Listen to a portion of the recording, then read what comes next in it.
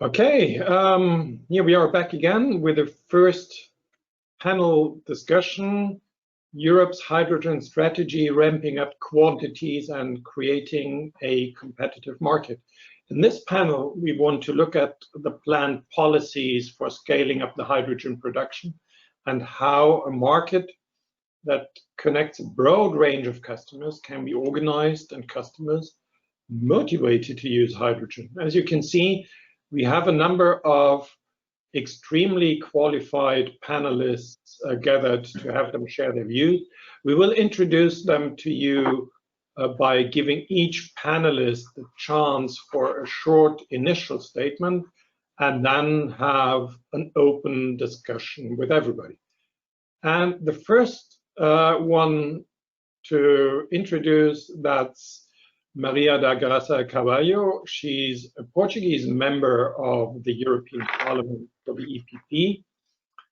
The career of Maria, I guess, is characterized by a long political career in different national and European roles, but as well by an impressive scientific career, including as professor for engineering and especially for energy-related topics.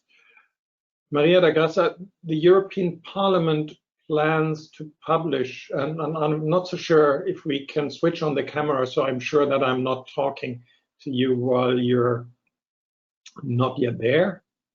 The European Parliament plans to publish an own initiative report on the hydrogen strategy, and I'm sure your views will be important. Now, how do you see the future role of hydrogen with your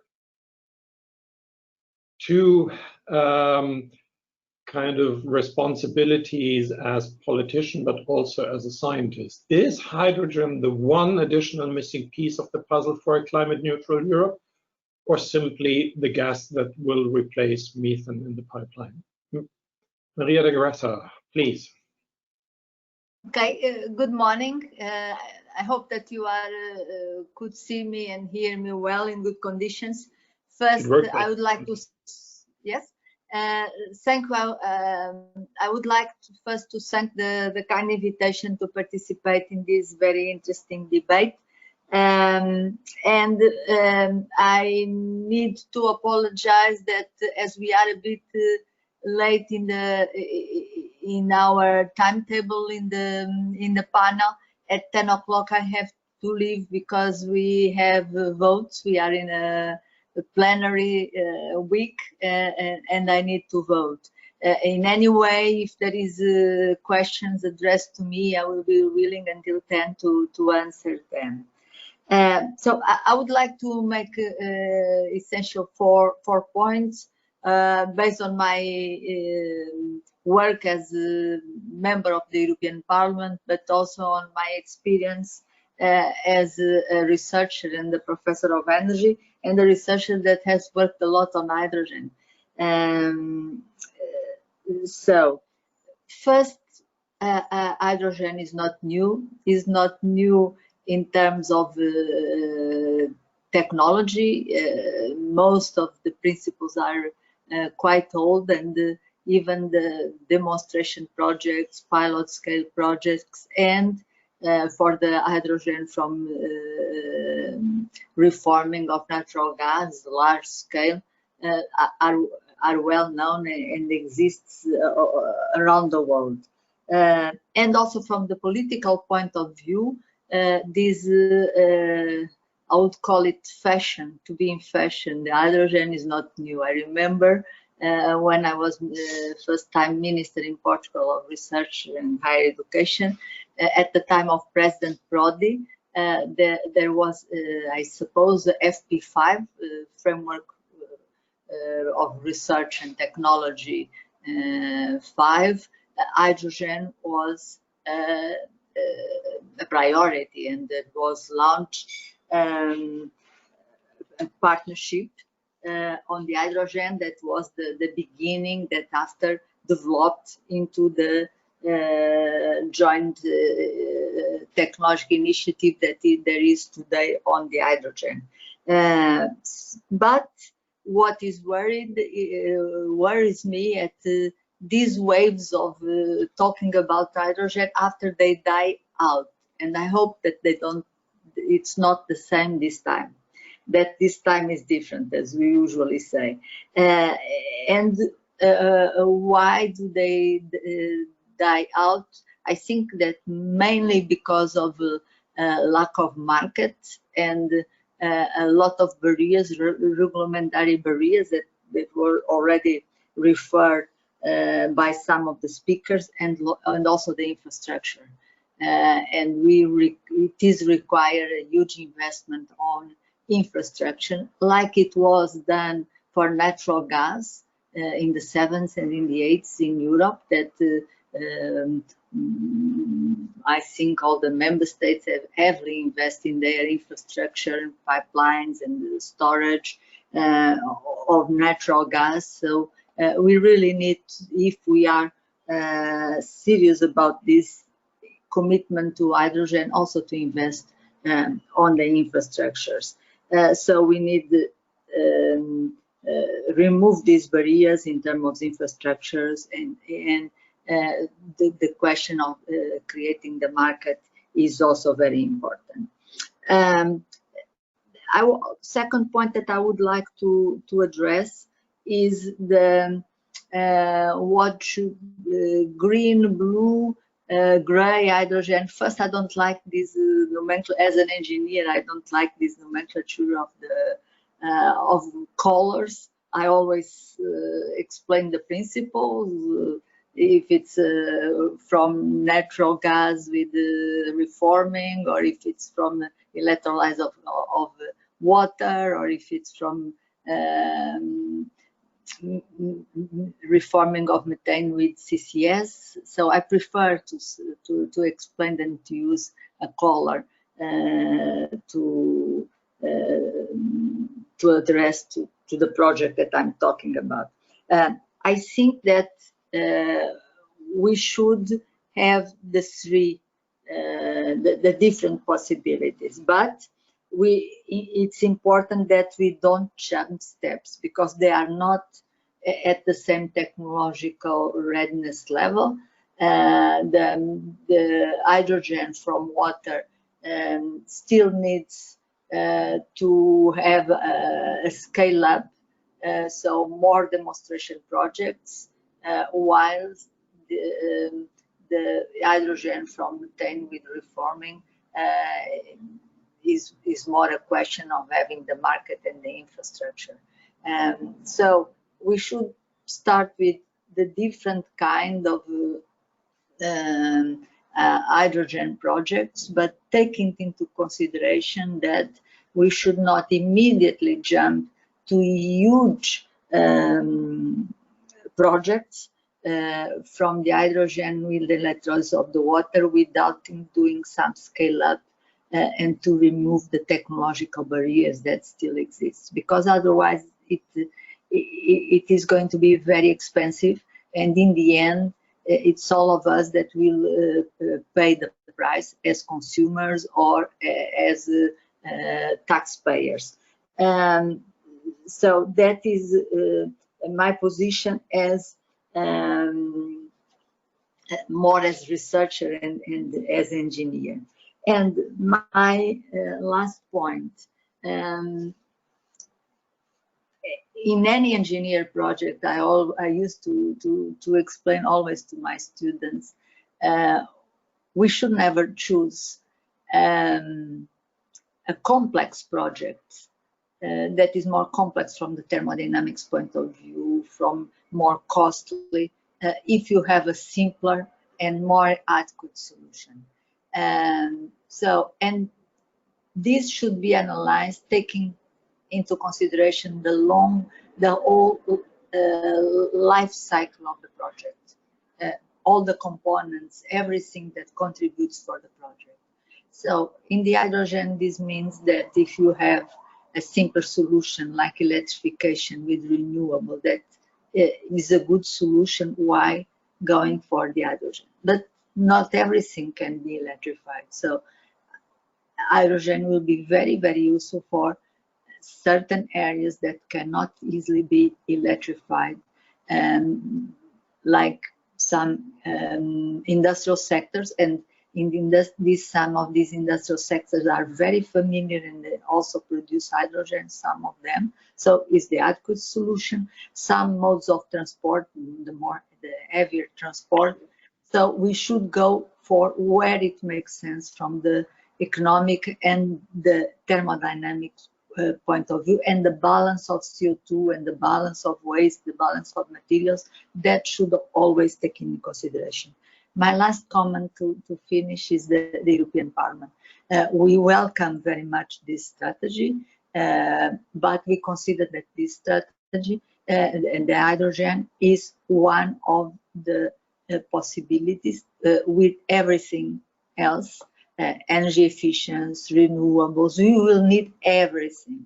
We don't defend one that is our top priority against the others. We really need, and it's the integration of everything that we need to decarbonize the society. And if we want to defossilize the society completely, hydrogen is very important, because there are some parts that will be very difficult to do it without the hydrogen.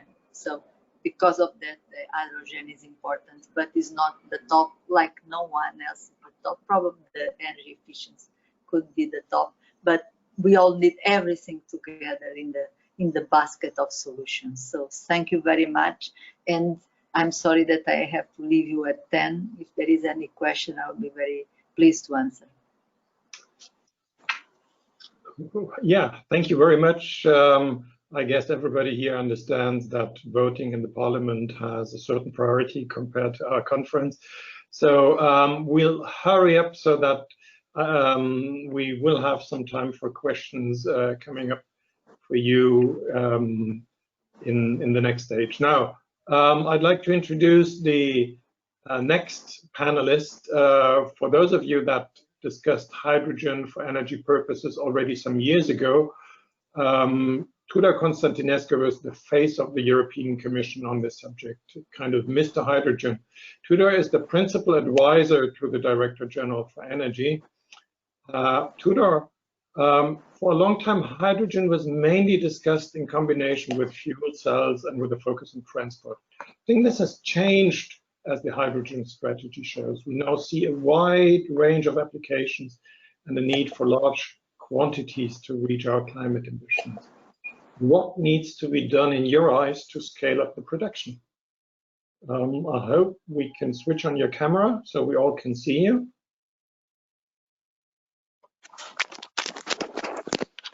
Is it okay? Yeah, it works. Perfect. It works. Thank you. Thank you very much, Ralph. First of all, thank you very much for the invitation today. I'm pleased to be part of the Commission team, expressing our views and how we think we can move ahead on this topic. And second, I'm very pleased to see the progress your industry has done, and the fact that you already succeeded today to have this ambitious of 20% net hydrogen natural gas working for the turbines. And I'm even more pleased to see that you have plans for the future to develop the combustion systems able to handle 100% hydrogen. And I think this is very important. This is very important, and I have to say the turbine industry is very important for the energy system. You already provide an important part, a very important part of the flexibility the energy system needs. Now it's time for you to deliver also on the carbon emission reductions the energy system needs. And therefore, I'm happy to see the steps you are doing in this direction. I'm also happy that our discussions over the years are materializing in concrete achievements by your industry. Concrete achievements which are very important for the future energy system, which will have to be based on very much on the concept of flexibility. You know, we have introduced more and more also hydrogen in the energy system through the storage definition, to the clean energy for all package, and where we have started to look at energy storage not only as power-to-power solution, but also as power to heat, also as power to gas, and hydrogen in this context started to play a role.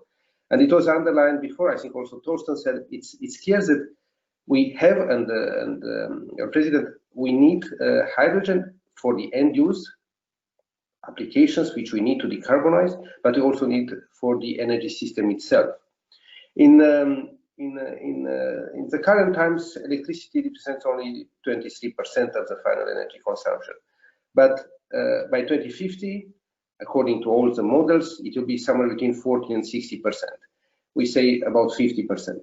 But half of the final energy consumption will not be in the form of electricity. This half will be in the form of gas and liquid fuels. And if we want to achieve carbon neutrality objectives, we need to decarbonize also this other half of the final energy consumption. And here, of course, we will have biofuels, we have advanced biofuels, but will not be sufficient. The role of hydrogen, the role of derived products, the role of ammonia, the role of methanol, the role of synthetic gas, all they will have to play a role in decarbonizing this other half of the energy final consumption. And of course, heat in this context is also important, or all the heating solutions which we will need.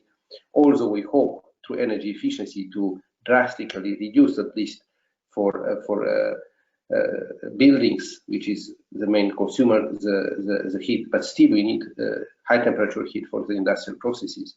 So the future energy system will have to tap these requirements for flexibility, where hydrogen can definitely play a role. We see this big role in the carbon-intensive industries, in fertilizers, in maritime applications, heavy-duty transport, in steel. But as I said, also to help integration of renewables, to help to maintain the stability of the electricity networks, and to help a better planning of both electricity, gas, and heat networks. Therefore, we already look now also in the 10E regulations. That's why we try to develop a regulatory framework which to enable hydrogen to place its potential in the future energy system. It's not only one solution, we know this, but it started to develop, and we have to continue to develop and to act as the strategy has indicated on many fronts. On many fronts, starting also and continuing de facto also with research and innovation. We have the fuel cells and hydrogen joint undertaking, which we propose now to evolve into a clean hydrogen partnership. And it is this partnership which is at the basis, if you want, and at the roots of the many discussions which led also to the strategy, and the multi-annual plan of work of this joint undertaking was a basis for many of the activities you see now, and also the technological progress, in particular on electrolyzers, which we have been most interested because the high shares of renewables and the commitment to long-term decarbonization, it was already clear since many years that we cannot go and achieve these objectives without higher shares of renewables into the energy system.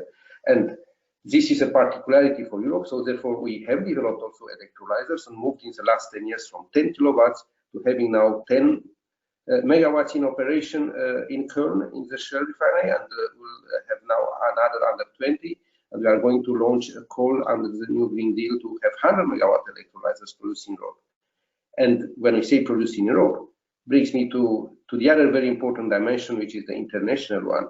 And where if Europe until now was very much a follower, in this technology became a front runner. We have to consolidate this position, but to consolidate this position, we have also to make sure that we speak about the same thing. Therefore, the issue of certification, of having a common denomination for hydrogen and for the clean renewable hydrogen, which can really contribute to the long-term goals, also of the Paris Agreement, and in Europe to the objectives of the Green Deal. It's extremely important, as it is to tap the potential of the neighborhood countries to cooperate, to make hydrogen an opportunity for cooperation, while at the same time making sure that when we speak about evolving hydrogen markets, we really speak about the hydrogen which will help also the sustainability agenda and the decarbonization agenda we have. So we have to concentrate on the key sectors I have mentioned before, to use all the opportunities to see that the energy system, by definition of the future, is much more complex with much more solutions. You will have a very important role to play, and I think we very much welcome and happy to cooperate with you in the context also of the joint undertaking, but also of the alliance which found its root also in this cooperation and partnership we developed with industry over the years, because the alliance has its roots also in the Hydrogen Europe associations, which was our partner in the partnership together with the research community. So this is just to introduce, but happy to contribute to the discussion as you may wish. Thank you, Tudor. I think we'll immediately continue so that we have introduced everybody and then hopefully still have time for discussion.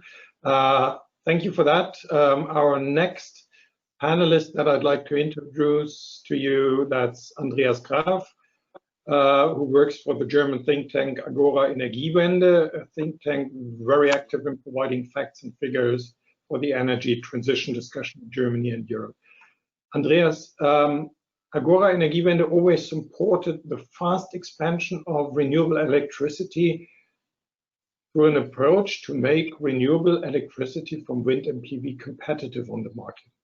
What are your recommendations with regard to hydrogen? Because I think the challenge is somehow comparable, as we need to organize a fast-speed upscaling of supply, ensure transport infrastructure for it, and make customers use that expensive, non-price competitive product. So happy to hear from you, your views.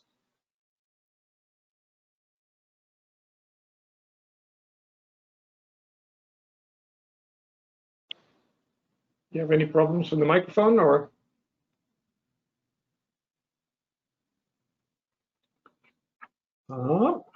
Seems to be a small challenge. If that. Okay, so I think you can hear me now. Yes, so sorry for that. Yes, so thank you very much for the invitation and for the kind of introduction. Very clearly, this is a similar challenge, but also a related challenge when we talk about the need to scale renewables and hydrogen. They go hand in hand. So just a brief parentheses, though. You know, why are we talking about hydrogen? Let's just remind ourselves the basics, because I think it bears repeating all the time. It's climate neutrality. We would not be talking about creating a hydrogen economy if we didn't have the significant challenge ahead of us. And the EU's long-term strategy, the EU industrial strategy, the EU hydrogen strategy, and the range of national hydrogen strategies all recognize that hydrogen plays a key role in achieving that goal. And so we're looking towards that long-term goal and then thinking about what that means for our needs for a hydrogen economy. And when you look at these strategies, you also recognize that the European Commission and the member states have identified the fact that, you know, we have the technologies to achieve climate neutrality. They exist, and now we need to deliver the hydrogen to fuel them. So that is reflected in the strategies we have today, and I think importantly as well, the scale of ambition of the EU hydrogen strategy is not one to laugh at. When we in March 2019 set kind of a think piece out into the world for priorities for the European Commission, we talked about the need to scale green electrolysis production capacity to 30 gigawatts by 2030. The EU hydrogen strategy goes 10 gigawatts beyond that. The amount of renewable electricity that we will need for that is significant. So I think that already reflects the fact that the EU has recognized the importance of this issue and is really taking it seriously. So what are the challenges then, and what is that? So what does that mean for us getting to that long-term goal? First of all, there currently just is not a business case for hydrogen production. I think that's clear and evident to anyone in this webinar. We wouldn't be talking about it otherwise. So, you know, looking at the target conversation we're about to enter into on 55%, I think we can expect a significant ETS reform coming out of this higher target proposal. But even under these circumstances, we should not expect a real business case for hydrogen, both on the supply and the demand side, just from an ETS price signal alone. So what we need to have is that higher carbon price signal to reflect kind of the realities of CO2 emissions. But then we also need to complement that CO2 price with supply push instruments, things like carbon contracts for difference for green hydrogen production, demand pull instruments, so things like carbon contracts for difference for steel production, so driving that demand for the green hydrogen, but also things like green public procurement, green quotas for products. And finally, we need to create a investment framework for industry and other demand sources for hydrogen that allows them to make that investment in with peace of mind, things like a robust carbon leakage protection framework for industry to invest into these cleaner technologies. Secondly, one challenge is the scale of the electricity production that we will have when it comes to scaling green hydrogen, even in the 2030 timeframe.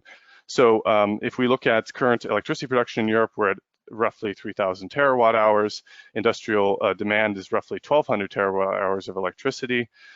There are very ambitious decarbonization scenarios that show industrial demand for electricity going as high as 3,000 terawatt hours. So it's making up as much electricity demand as we have for the entire economy today. When you look at figures like that, I think it underlines the need for us to also make sure that we are maximizing efficiency, material efficiency, circular economy, to reduce the amount of hydrogen we need and that indirect electricity demand, to make sure that when we are trying to achieve our ambitious demand, targets, we are also doing this in a realistic way. So that means both scaling up the electricity production and green hydrogen production, but also doing it within feasible limits. So that means, again, circular economy needs to be underlined in other efficiency measures. It also means we need to scale the additional infrastructure we will need to deliver that hydrogen, and that includes both transport infrastructure on the green hydrogen side, but it also means things like, if blue hydrogen is supposed to play a role, then where is the CCS infrastructure? We're not currently talking about it to the extent that we would need to bring it to market. So we need to have that conversation and know within which limits this infrastructure will actually be in place when we need it. And third, we need to kind of wrap our minds around the fact that we're starting from a very low starting point when it comes to green hydrogen production. Overall hydrogen demand and production currently in the EU is about 8 million tons of hydrogen. Less than 4% of that is currently electrolysis production. Most of that is from chlorine production, and it's a byproduct of a certain industrial process. We really are starting from a very low starting point, and the EU now has set its eyes towards a very ambitious target of up to 10 million tons of hydrogen production by 2030. This means we want to potentially surpass the entire fossil fuel production we have today and go beyond that. The 40 gigawatts that are also in the EU hydrogen strategy will not deliver those 10 million tons based on our calculations. So we're talking about, I think, a big significant scale up.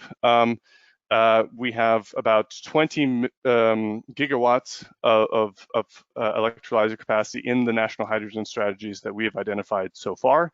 So we're halfway there to the 40 gigawatts, and we're not yet close to the 10 million tons that we have in the EU hydrogen strategy.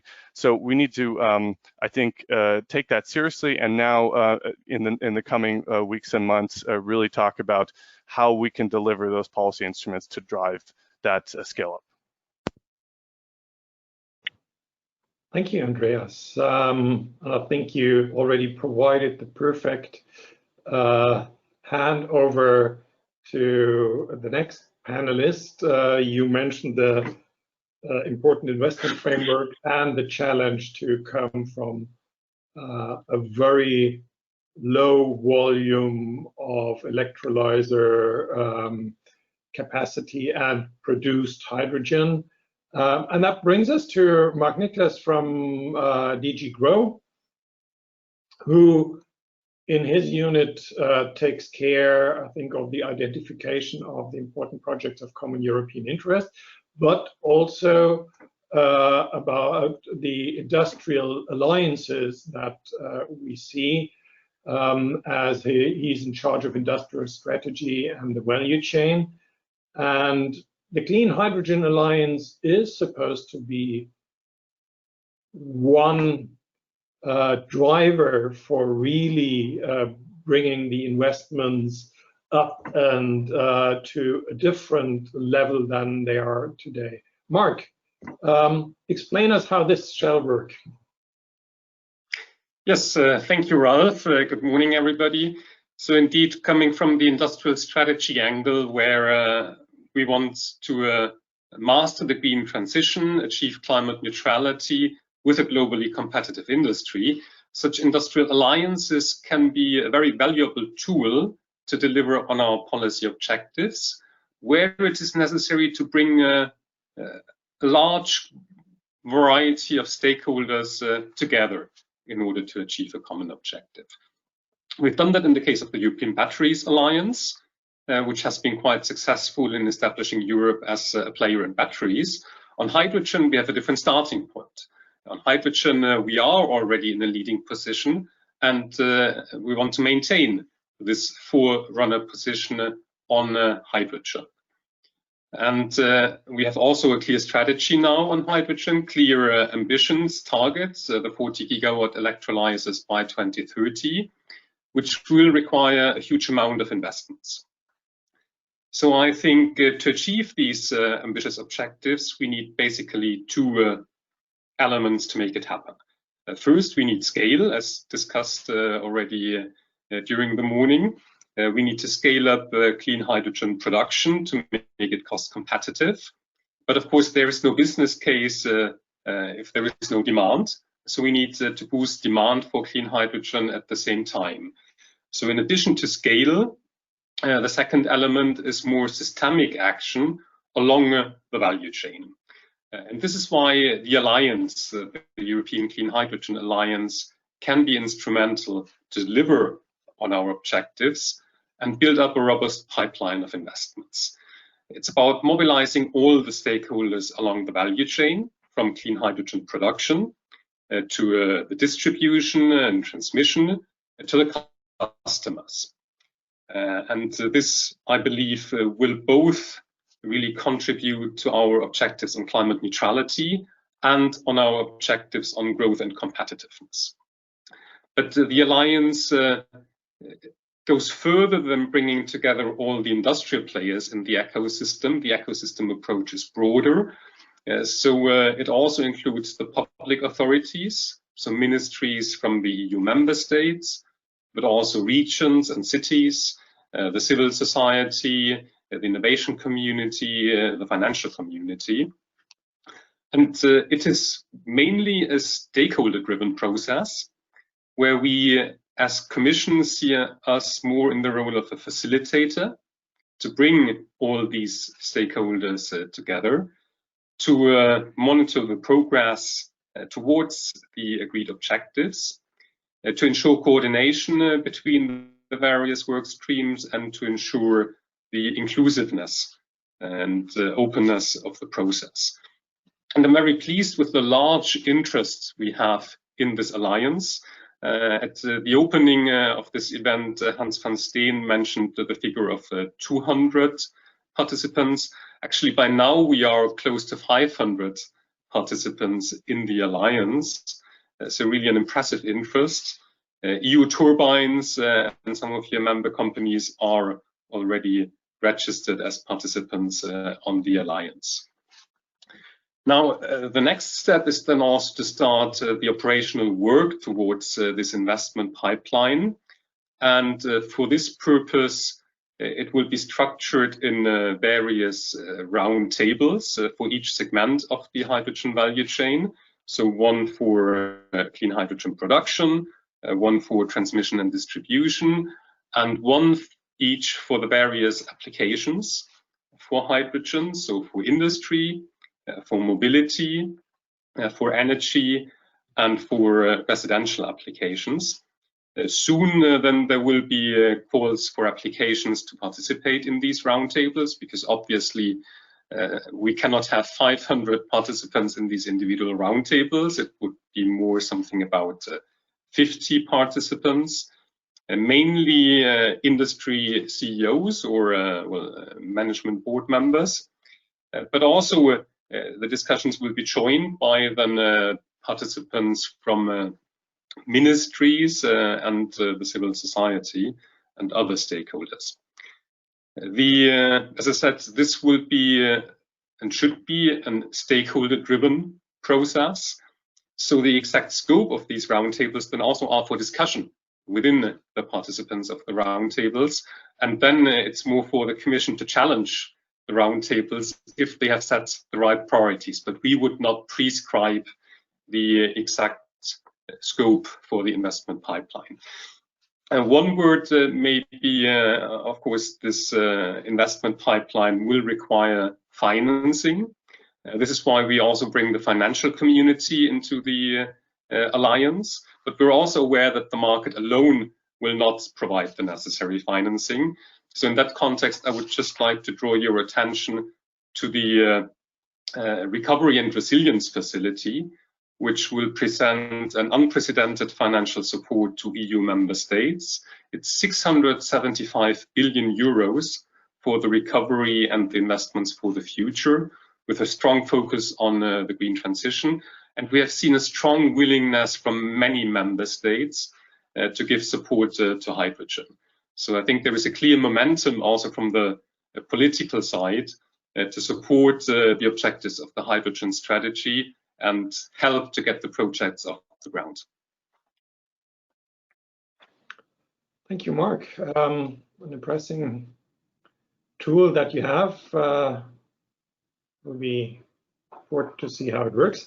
Now, for time reasons, I'll already switch over to the next panelist. So that would be François-Xavier Olivieri, who works as Executive Vice President for ENGIE, the well-known French utility active in electricity and gas.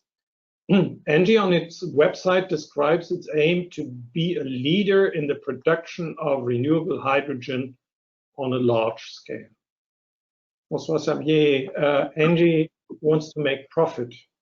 Today, nobody makes profit with renewable hydrogen. How do we get there? What are the main things to solve? What is your outlook? And can the Clean Hydrogen Alliance contribute?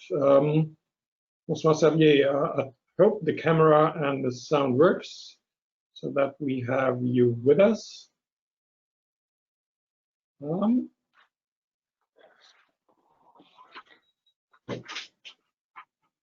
If there are some problems at this moment, then can you hear me well now? We can hear you. Yes. Okay. Not hear you yet, but at least we can hear you. At least we have the sound. Okay. Yes, please. If you want to already start with your comments, in the meantime, maybe we can solve the. Yeah, now we can see you. Perfect. Okay, that's perfect.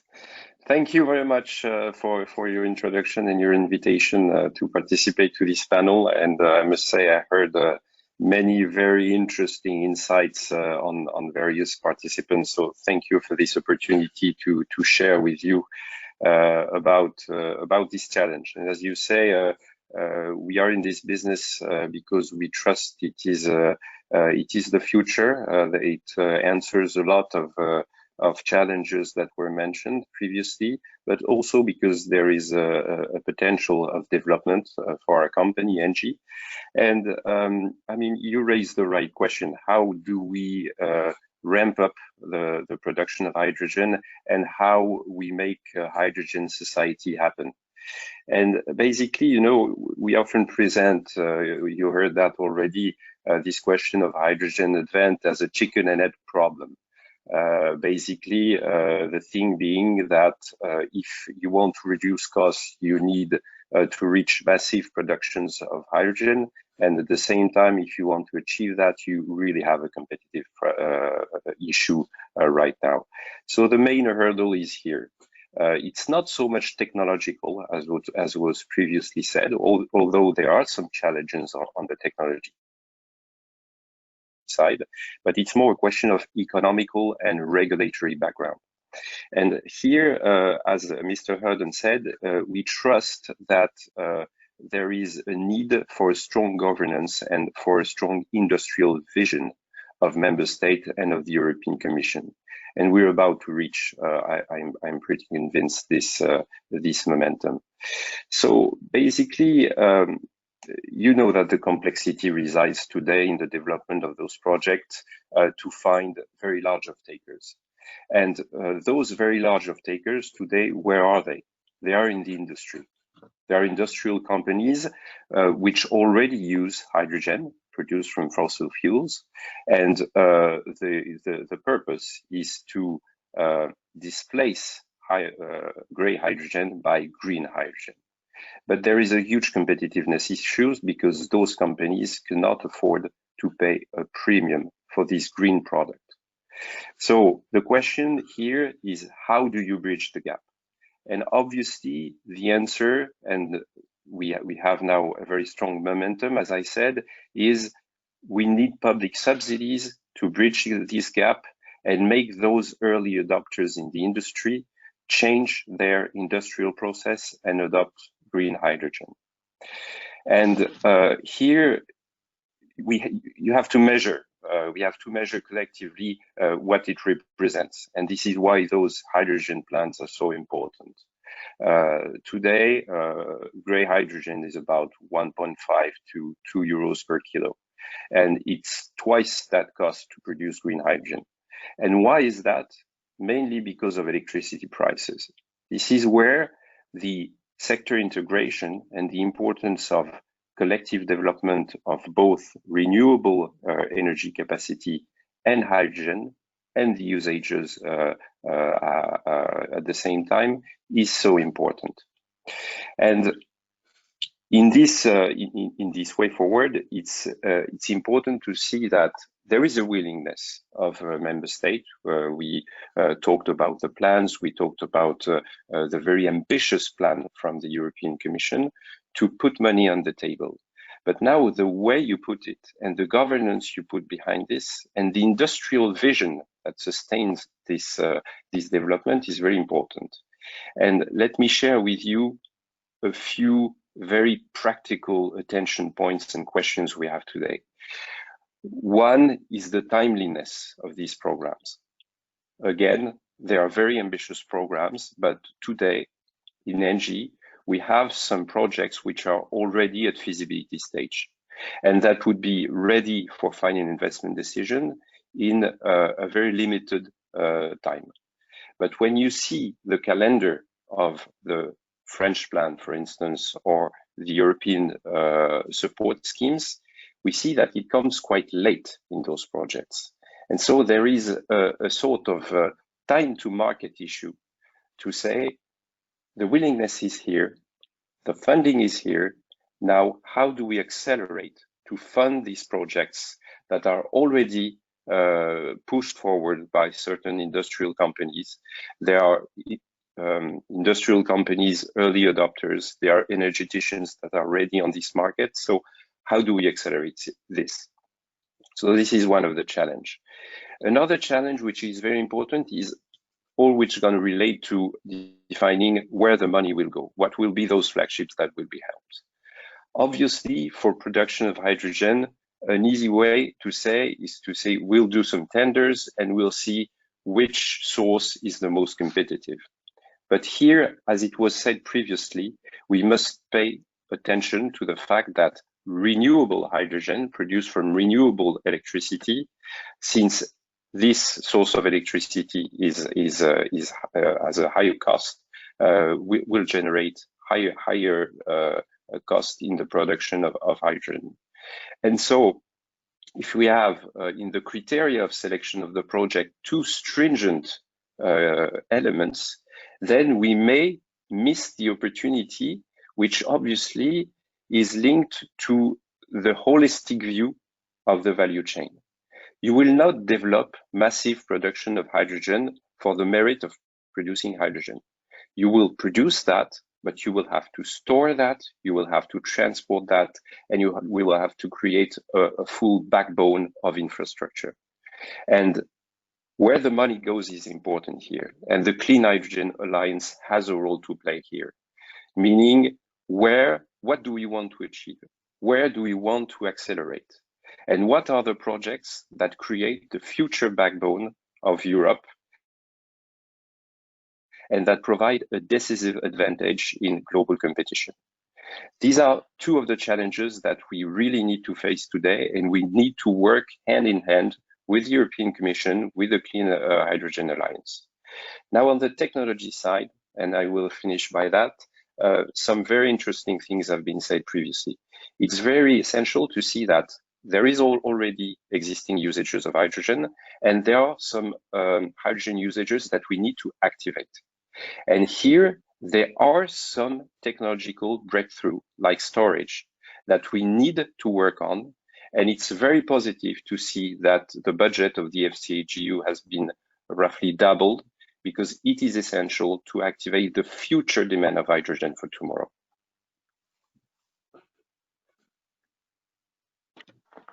Thank you, François-Xavier. I think those were very helpful, very concrete comments that will help in the political discussion. Now, we already progressed, so we need to really hurry up now with our discussion. May I ask everybody to be switched on, our cameras to be switched on.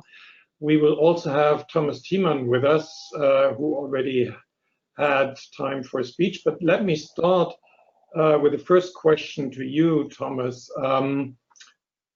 We several times heard about this challenge that we need to drive up production, especially of clean hydrogen fast, and the electrolyzer capacities I read in the strategy are today at 1 gigawatt, and we want to by mid of the decade have 6 gigawatt and then 40 gigawatt by 2030.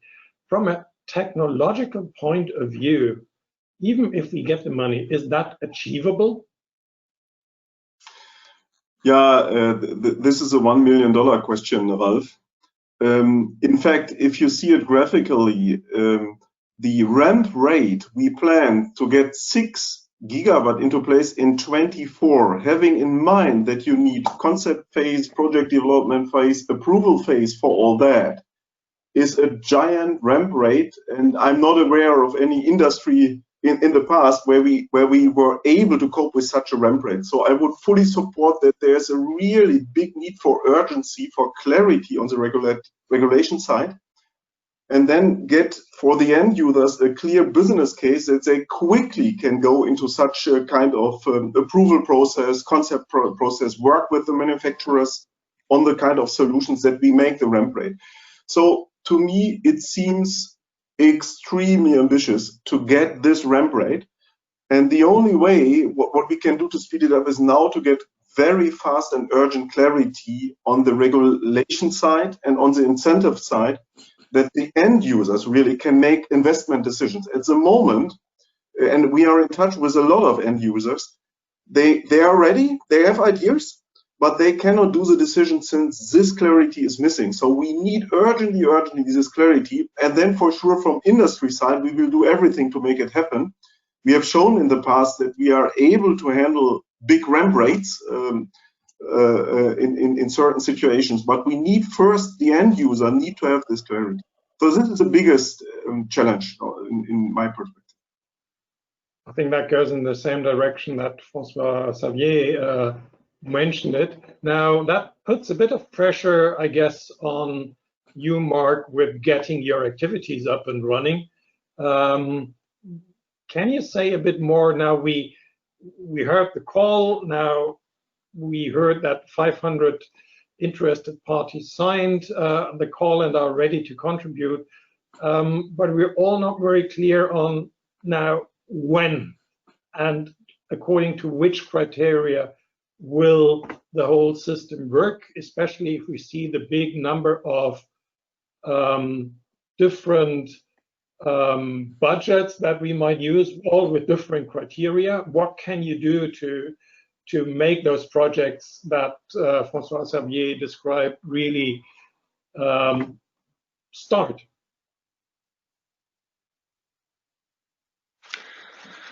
Well, first the alliance and the roundtables that then will be launched, in the coming weeks. Hopefully, October, we can start at least on a Sherpa level for the roundtables. There, of course, first it's really to bring the various people in the various segments together to develop this project pipeline. I know that many companies have projects in their own pipeline. But there is not, let's say, much transparency about project pipeline.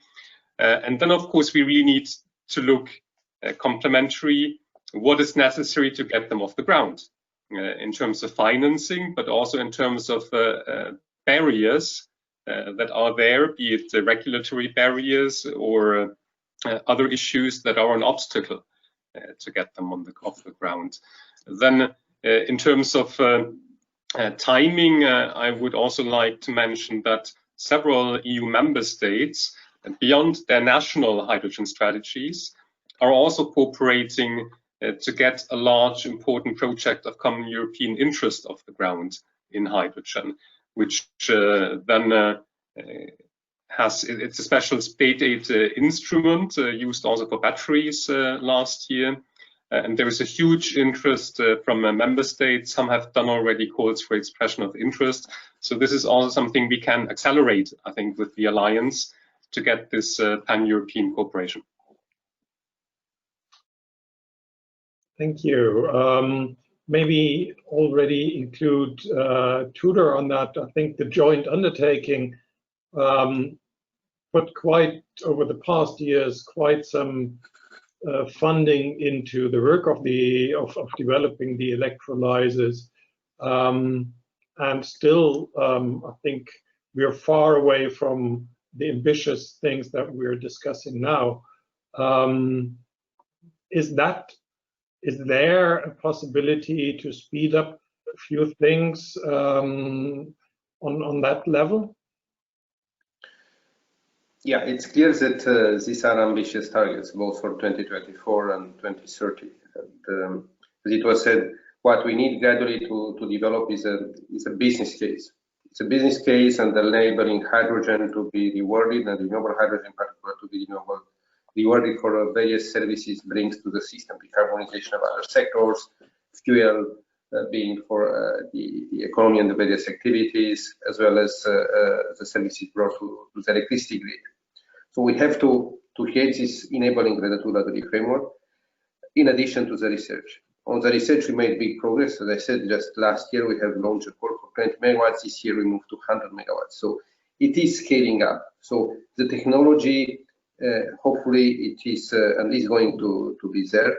And what we need at the same time to scale up very much is to be, of course, the renewable production, because in the end, speaking about the economics, the most important part in the cost of the hydrogen produced electrolysis is the price of the electricity. So more renewables we have, more a business case we'll have.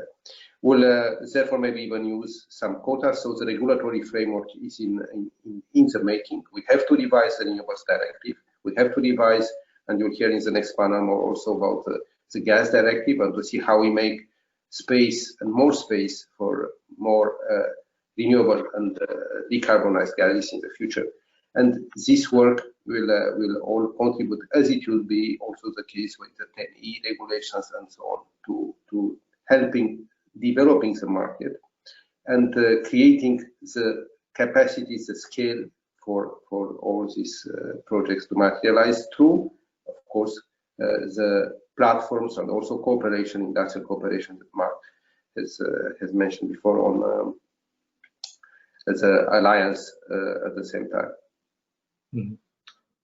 Thank you. So, I think it is an important effort. This is clear, but I think it's important to have some objectives which are still feasible if there is enough ambition. And one more element, I should say. Look, the point is that otherwise we cannot maybe reach the 2030 targets, which are more ambitious, the 50-55% decarbonization. The whole thing of the Green Deal is to move the capex upfront. So we need more investments now in order to achieve the 2030 targets, contrary to other previous analysis when we're postponing investments after 2030. But this will help us now avoiding stranded assets on one hand, or lock-in effects, but at the same time will help the economic recovery, which will benefit now of these capacities at EU level without precedent in terms of financial support as well. Thank you. I think we can all see it's kind of a catch-22 topic. Without sufficient supply, there will be no demand, and I think Andreas mentioned that. But without sufficient customers, there's also no supply.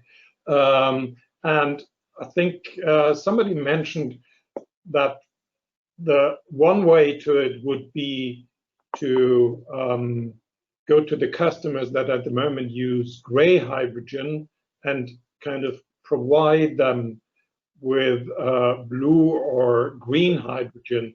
But Maria da Grazia, I'm happy that you're still with us and not yet out for the voting. Would that be sufficient as an ambition? Because that can't be matching with our climate targets. That would it be a starting point, an interim point for you?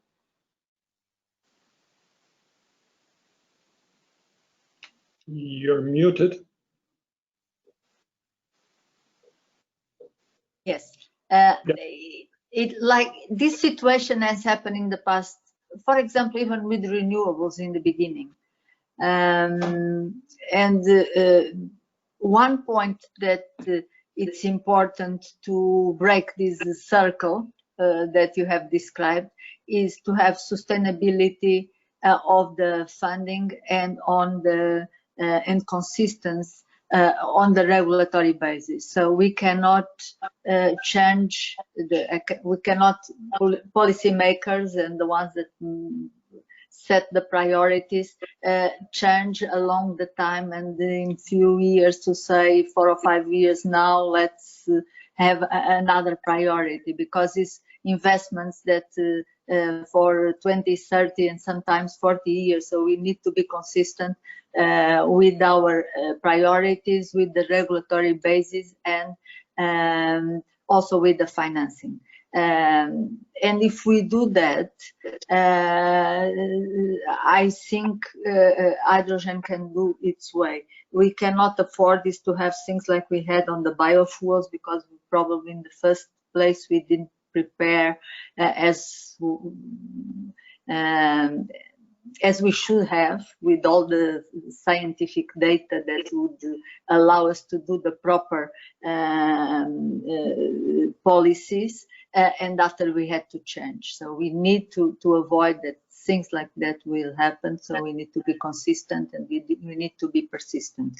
One important thing is to take the opportunity of all this package of funding, but I'm a bit worried because the bulk of the funding is in the member states in the recovery plan, and most of the money is with the member states, and we can see already some priorities in some member states that are going different ways. Each member state is their own priorities, and the Commission and the European institutions need to have a strong governance and to have some strategy to coordinate these investments. Something like the hydrogen needs to be coordinated We need to have an European strategy. We need to have European infrastructures. It's the same for the electrification of mobility. And if we don't do that, if each member state to choose a different priorities, or even if they choose hydrogen, but they use different standards and different ways to transport. And so take my own country, Portugal. We really need to have a coordinated strategy with Spain, and we need to have a coordinated with the European infrastructure, because we are peripheral, geographical, and not enough market. We are 10 million, so we really need to have the market, the European market, and this coordination. So that are the important points: the European coordination, the stability of investment, the stability, and very well prepared policies are the secret, and that they stay for some years, and we don't change as politicians, we don't change our mind, because it happened in the past. And now I have to thank you, and I have to leave you because I need to vote. And it's important to vote because we are voting on budget things that for the own resources that will allow the recovery plan to happen. So it's important. We will not keep you waiting. So thank you, and again for the invitation. Thanks for joining us. Now, Andreas, I think we talked about this replacing gray hydrogen by blue hydrogen. We all know that there's cost difference there. We think we can, at some point in time, match that, but there is still a huge gap between natural gas and renewable hydrogen. So how, and you said we need different policies, including demand pull policies. What is your view on applying something that we had in electricity that we talked about, quotas or shares?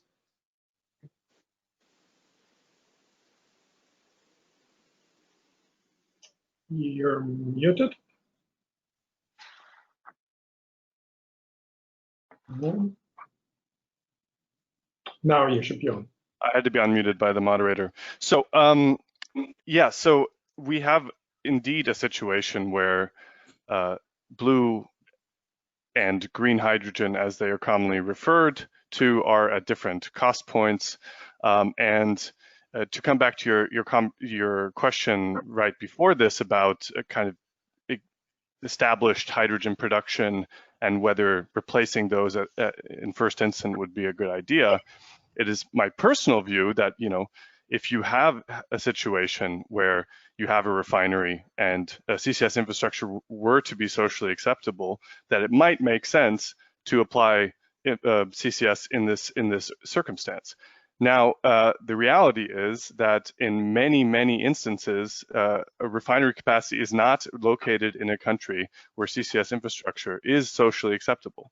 And I think we're still in this bizarre circumstance where, on the one hand, I do think people who look at the climate neutrality challenge and think about it in the engineering challenge that it is, think in some circumstances this might make sense, but we're nowhere near talking about delivering the CCS infrastructure we would need. So I just throw that out there to say, when we talk about blue hydrogen, we shouldn't talk about it disconnected from the infrastructure you would need to provide. And so in first instance, green hydrogen still seems to be the more likely hydrogen source. Now, what do we need to then deliver green hydrogen in large quantities also into the future?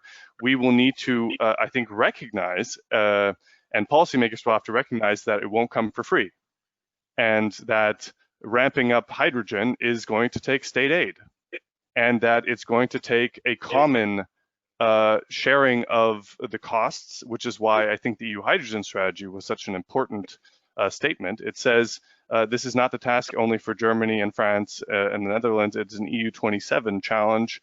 And while some countries that are using more hydrogen should disproportionately contribute to essentially purchasing down the cost of green hydrogen, we need to make it an EU industrial opportunity. And I personally think also inevitably we need to make it a global hydrogen opportunity. And we see kind of positive things coming out of the Joe Biden's climate plan, for example, with regards to making hydrogen competitive. So, depending on the election result in November, we could have, a more open conversation. We have the EU-China summit talking about climate to a greater extent than ever before. We can make this a key talking point in those bilateral conversations to make sure that it also becomes a global industrial opportunity. But I think all these things have to come together. We have to say if fossil hydrogen is going to be an opportunity, we have to actually be talking about the CCS infrastructure. Otherwise, let's stop talking about it. With green hydrogen, we have to say, well, it's going to cost something. So let's talk about how we actually finance that and not pretend that it comes for free. And finally, we have to make sure that it is not seen as something that one country does, but is actually a global and in first instance, an EU challenge. Thank you. That was very clear. François-Xavier, I think you will underline it doesn't come for free. Now, what is your approach to blue hydrogen?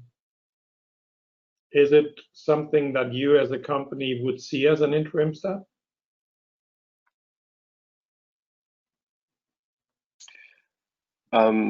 Actually, can you hear me? Yes. Okay. Yes, in some cases, I think it was previously mentioned. If and I totally adhere to the vision that was presented. We need to subsidize green hydrogen because it is today the segment where it needs the most public state aid to bridge the gap. And now we must be practical at the same time, saying if we want really to activate all the possibilities of hydrogen, every source must be mobilized to accelerate this. So if it comes that blue hydrogen in certain areas, maybe in the north of Europe, makes sense, then it's part of the development that we need to activate. Now, as was mentioned by Andreas, there are many uncertainties about what is the real capacity of CCU-CCS and how we can trigger this and at what cost. This is some sort of a paradox that today we have a greater view on the cost of hydrogen than on the cost of CCS. And to a certain extent, I fully understand that some market players don't want to invest into CCS because there is a risk of stranded assets in the end. So we must be very practical on these questions. I think that there are no principles, and we must see on a case-by-case basis what makes sense. I personally trust that carbon capture and usage probably is inevitable into the full decarbonization of the society. And we see that there are more and more projects that combine green hydrogen and capture of carbon to combine those two and make some added value products for the industry. Thank you, François-Xavier. Now, I think I still have a long list of questions, but we have a second panel waiting already for a few minutes. So I'm awfully sorry, but I think we need to come to an end. My sincere thanks to all the panelists for their valuable contributions. And I will not try to summarize the discussion here, but instead, I think we should switch over to give also the other panelists a fair chance to bring their arguments. And that second panel will now be moderated by